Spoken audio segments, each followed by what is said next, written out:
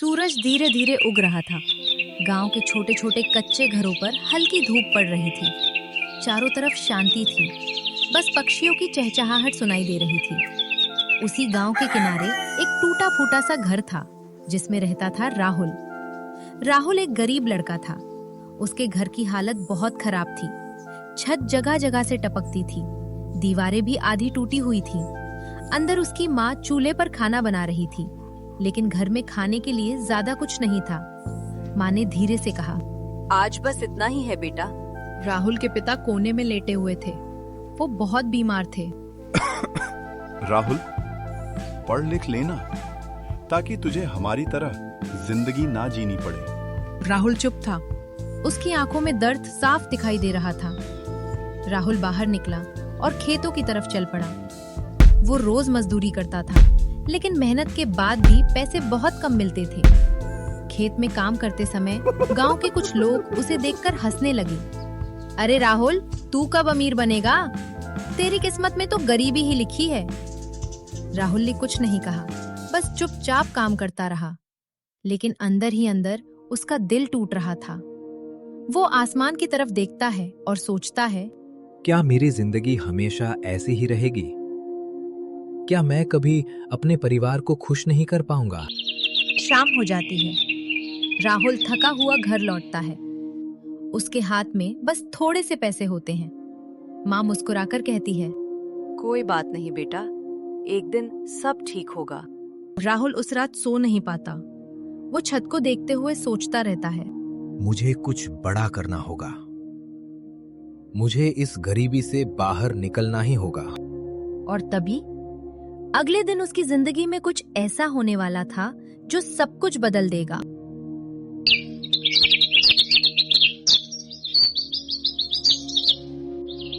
अगली सुबह राहुल हमेशा की तरह काम पर जाने के लिए निकलता है, लेकिन आज कुछ अलग था। गांव के बीचों बीच भीड़ लगी हुई थी। लोग इकट्ठा होकर कुछ देख रहे थे। राहुल पास गया और जो उसने देखा वो अजीब था। एक रहस्यमय आदमी खड़ा था, लंबा काला कपड़ा पहने हुए, चेहरे पर हल्की मुस्कान। वो आदमी जोर जोर से चिल्ला रहा था, समय खरीद लो, समय बेच दो, जो चाहे वो पालो, बस अपने समय के बदले। गांव वाले हंस रहे थे। पागल है ये। अरे भाई, समय भी कहीं बिकता है क्या? लेकिन राहुल बाकी लोगों जैसा नहीं था। वो चुपचाप उस आदमी को देख रहा था। उसके मन में सवाल उठ रहे थे, ये आदमी सच बोल रहा है या धोखा दे रहा है? राहुल धीरे धीरे उस आदमी के पास जाता है और पूछता है, अगर मैं अपना समय बेचूं तो क्या मिलेगा? आदमी मुस्कुराता है और धीरे से कहता है, तुम्हें उतना पैसा मिलेगा जितना तुमने कभी सोचा भी नहीं होगा। राहुल चौंक जाता है। उसके दिमाग में अपने घर की हालत घूमने लगती है। बीमार पिता, भूखी माँ, टूटा हुआ घर। राहुल फिर पूछता है, लेकिन समय कैसे बेच सकते हैं? आदमी उसकी आंखों में देखते हुए कहता है, तुम अपनी जिंदगी के साल मुझे दे सकते हो और बदले में मैं तुम्हें अमीरी दूंगा। चारों तरफ सन्नाटा छा जाता है। राहुल के दिल की धड़कन तेज हो जाती है। राहुल सोचने लगता है, क्या ये सच हो सकता है? क्या मैं सच में अपनी जिंदगी बदल सकता हूँ? आदमी अपना हाथ आगे बढ़ाता है और कहता है, सोच लो, एक बार फैसला कर लिया तो वापसी नहीं होगी। राहुल का मन डगमगा रहा था। राहुल उस आदमी के सामने खड़ा था। उसका दिल तेजी से धड़क रहा था। चारों तरफ सन्नाटा था, जैसे समय भी रुक गया हो। आदमी ने फिर कहा, फैसला तुम्हारा है, पैसा चाहिए या समय? राहुल की आंखों के सामने अपने परिवार की तस्वीर आने लगी। बीमार पिता, थकी हुई माँ, टूटा हुआ घर। राहुल ने धीरे से कहा, अगर मैं 5 साल दूं तो मुझे कितना मिलेगा? आदमी मुस्कुराया और बोला, इतना कि तुम्हारी सारी परेशानियां खत्म हो जाएंगी। राहुल के हाथ कांप रहे थे। उसका मन डर और लालच के बीच फंसा था। आदमी ने अपना हाथ आगे बढ़ाया और कहा, बस एक बार हाथ मिलाओ और सौदा पूरा। राहुल ने अपनी आंखें बंद की, एक गहरी सांस ली और उसने उस आदमी का हाथ पकड़ लिया। तेज रोशनी फैलती है। अचानक सब कुछ शांत हो गया। राहुल ने धीरे धीरे अपनी आंखें खोली। उसके हाथ में एक बैग था जिसमें ढेर सारे पैसे भरे हुए थे। वो हैरान रह गया। ये सब मेरा है। अब तुम अमीर हो, लेकिन याद रखना, तुमने अपनी जिंदगी के 5 साल मुझे दे दिए हैं। राहुल कुछ समझ नहीं पाया, वो बस खुश था। राहुल दौड़ते हुए अपने घर की तरफ भागा। उसके चेहरे पर खुशी थी, लेकिन उसे ये नहीं पता था कि उसने क्या खो दिया है।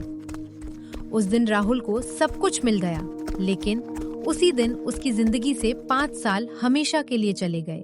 राहुल दौड़ते हुए अपने घर पहुंचा। उसके चेहरे पर खुशी साफ दिखाई दे रही थी। उसने जोर से आवाज लगाई, माँ देखो, हमारे दिन बदल गए।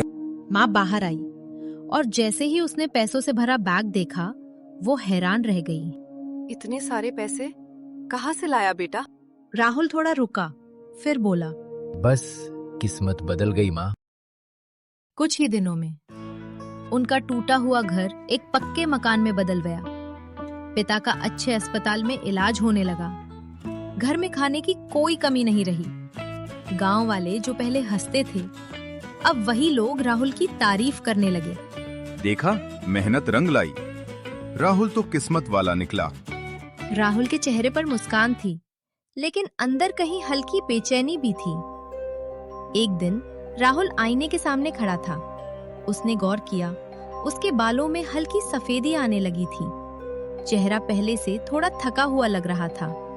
राहुल हैरान हो गया, ये इतना जल्दी कैसे? उसने सोचा, शायद ज्यादा काम की वजह से है। लेकिन धीरे धीरे उसे जल्दी थकान होने लगी। शरीर कमजोर महसूस होने लगा। एक दिन उसका दोस्त बोला, राहुल, तू ठीक तो है? तू अचानक इतना बदल क्यों रहा है? राहुल ने हंसकर बात टाल दी, लेकिन अब उसे डर लगने लगा था। क्या ये सब उस सौदे की वजह से हो रहा है? राहुल को अब एहसास होने लगा था कि उसने जो पाया है उसकी कीमत बहुत बड़ी है और शायद अब बहुत देर हो चुकी है। समय एक ऐसी चीज है जो हमें हर दिन मिलती है, लेकिन हम उसकी असली कीमत कभी नहीं समझते। राहुल ने भी यही गलती की थी। उसे लगा था कि वो सिर्फ 5 साल दे रहा है, लेकिन असल में वो अपनी जिंदगी का हिस्सा खो चुका था।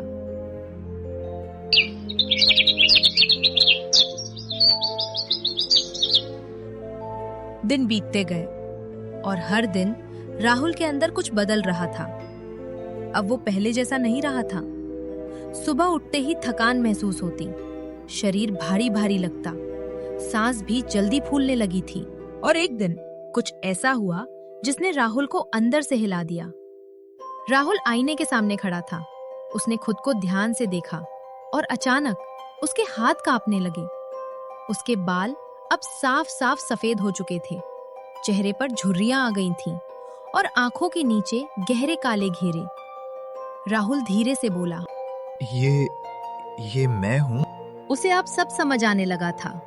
वो सौदा, वो रहस्यमयी आदमी और वो 5 साल। राहुल की आंखों से आंसू निकलने लगे। मैंने क्या कर दिया? मैंने पैसे के लिए अपनी जिंदगी बेच दी। अब उसके पास सब कुछ था, बड़ा घर, पैसा, आराम, लेकिन उसके पास अब समय नहीं था। राहुल बाहर गया। उसने अपने दोस्तों को देखा। वो हंस रहे थे, खेल रहे थे, जिंदगी जी रहे थे और राहुल बस खड़ा होकर उन्हें देख रहा था। उसके दिल में एक ही बात गूंज रही थी, काश मैं भी पहले जैसा होता। काश मैंने वो सौदा न किया होता। अब हर पल उसे अपनी गलती का एहसास दिला रहा था।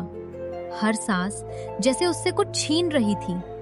राहुल अब समझ चुका था कि उसने क्या खो दिया है, लेकिन सबसे बड़ी सच्चाई ये थी, समय कभी वापस नहीं आता और अब उसके पास पछताने के अलावा कुछ नहीं बचा था।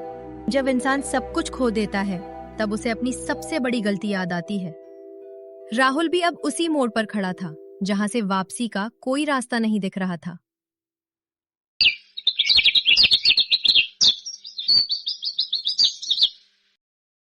अगली सुबह राहुल जल्दी उठ गया। उसकी आंखों में नींद नहीं थी, बस एक डर और एक उम्मीद थी। मुझे उसे ढूंढना होगा, शायद अभी भी कुछ बचा हो। राहुल उसी जगह पहुंचा जहां उसने पहली बार उस आदमी को देखा था, लेकिन वहां कुछ भी नहीं था। ना कोई भीड़, ना कोई आवाज, ना वो रहस्यमयी आदमी। राहुल इधर उधर देखने लगा, हर किसी से पूछने लगा, क्या आपने उस आदमी को देखा है, वो जो समय खरीदता है?